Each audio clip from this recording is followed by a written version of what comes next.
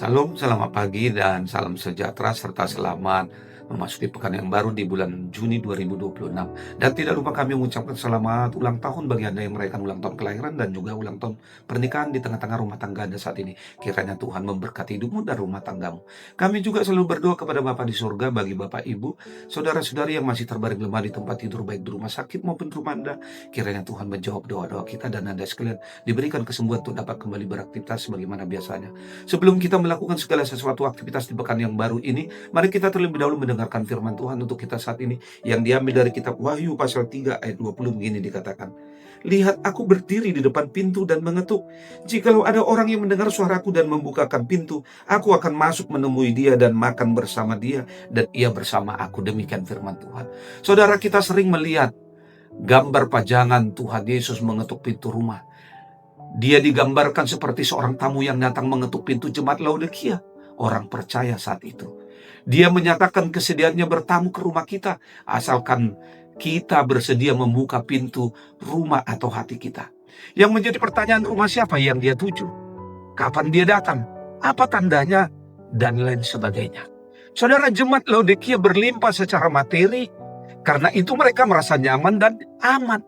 Mereka berpuas diri secara rohani, namun malangnya justru Tuhan menganggap mereka suam-suam kuku, tidak berapi-api dalam iman dan tidak menyadari akan kebutuhan Tuhan dalam hidup mereka.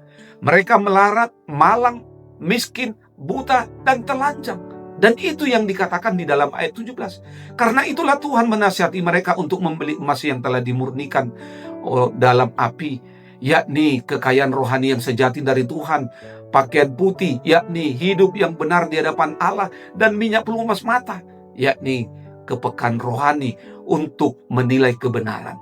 Yesus menggambarkan dirinya sebagai seorang yang mengetuk pintu, menanti sang pemilik rumah membukanya. Yesus menunggu untuk dapat masuk ke dalam hati jemaat, untuk menegur mereka supaya membuka hati dan bertobat. Hal ini menggambarkan bahwa manusia memiliki kehendak bebas, sehingga Yesus tidak memaksa masuk.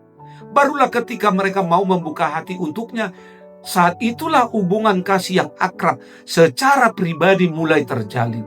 Saudara, Tuhan senantiasa mengetuk pintu hati kita melalui firman, melalui doa, teguran, juga krisis yang sedang kita alami dalam hidup ini.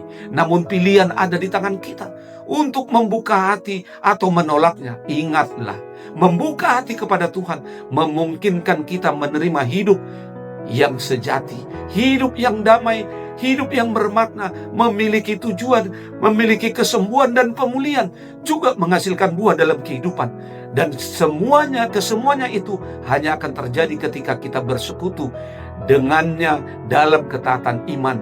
Dan iman berawal dari pertobatan karena ada hati yang terbuka bagi Tuhan. Karena itu, saudara-saudari, jangan biarkan Yesus terus mengetuk dari luar.